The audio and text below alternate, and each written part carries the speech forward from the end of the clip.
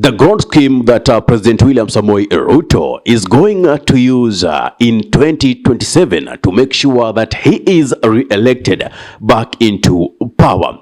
Regarding that, he has already lost the popularity in the central region. So, what is this one thing or this bullet or the magical bullet that Ruto is going to use to make sure that he retains power? Stay with us to the end of this podcast for you to know. Now, Matthew. Yes. You know, on 5th of February this year, President scrapped off the vetting of persons in border counties when it comes to acquiring new identification cards. Now, that already is the plan, and I want to break it down in a very simple formula that even a class 1 kid may understand it. The census in 2019 indicated that northeastern, comprising of Garissa, Mandera, and Wajir counties, had a total population of approximately 2.4 million persons. This one, we are talking about children, we are talking about women, we are talking about youth, grown men, old men. The total population are 2.4. Now, recently, there came claims that there were new ID registration, approximately 3.5 million new registrations of identification cards. It means from 2019 to 2025, an extra 1 point something million kids were born in Northeastern, and between 2019 and 2025, they have come of age to take the IEDs, if that is my understanding. And they do say, even in Swahili, pali panapofuka moshi, lazima kuna moto. Kuna moto.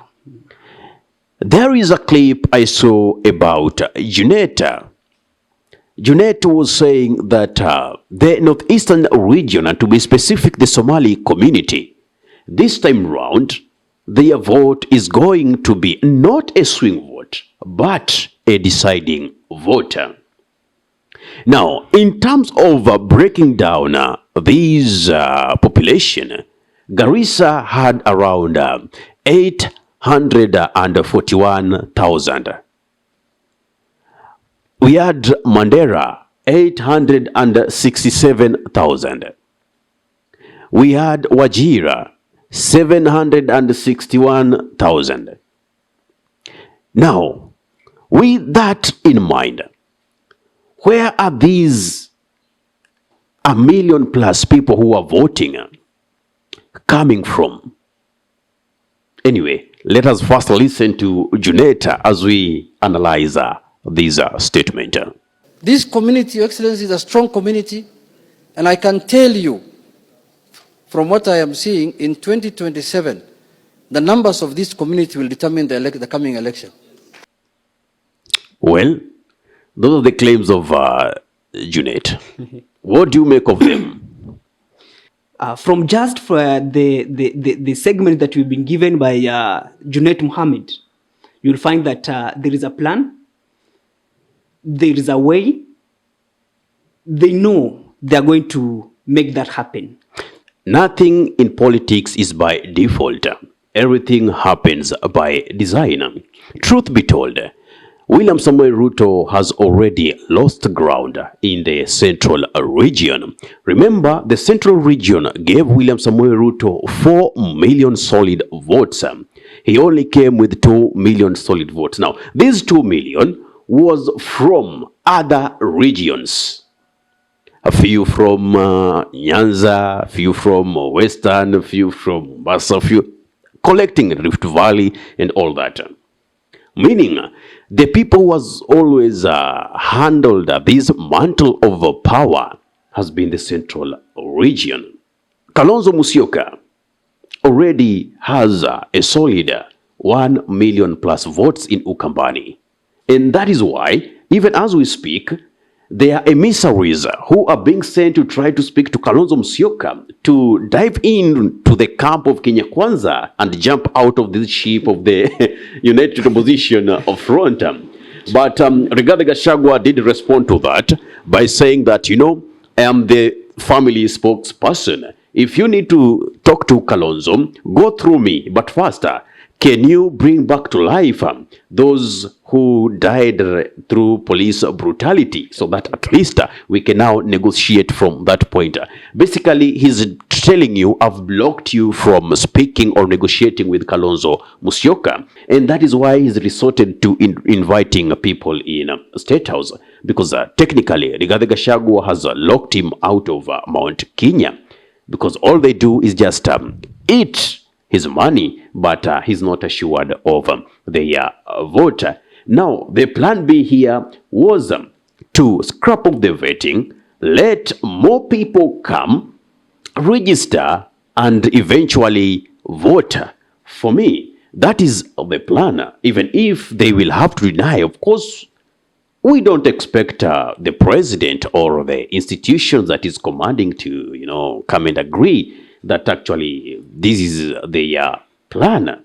We don't expect that. We've been going through this difficult time. Extrajudicial killings, state-sanctioned abductions, the deterioration of the economy. Imagine what can happen if Ruto takes a second term. Northeastern will have just maybe to dive the figures. We know exactly the census. Let's have that comparison. We compare between the 2019 census. Then we also need to know the current population. Then we have to know those who are eligible to vote. To vote. Then I think from there we'll have, and this should be treated as an emergency. Remember, we have less than 2 years. Less than 2 years. Let's treat that as an emergency, because when you look, maybe when you begin, you'll find that there is a plan, either add, not subtract. Of course, you thought I was say about to subtract, but let me tell you, it is there is a plan to add.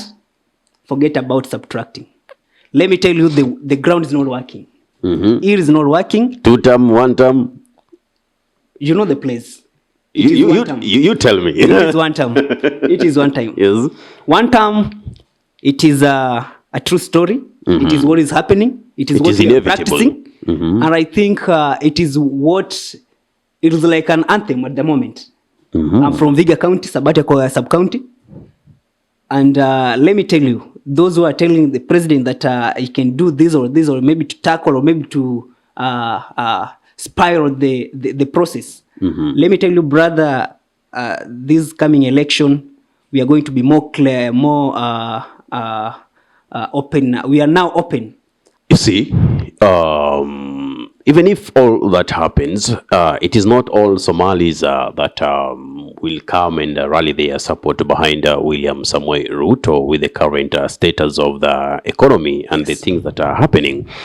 Now, you as our viewer, as our listener, what is your take?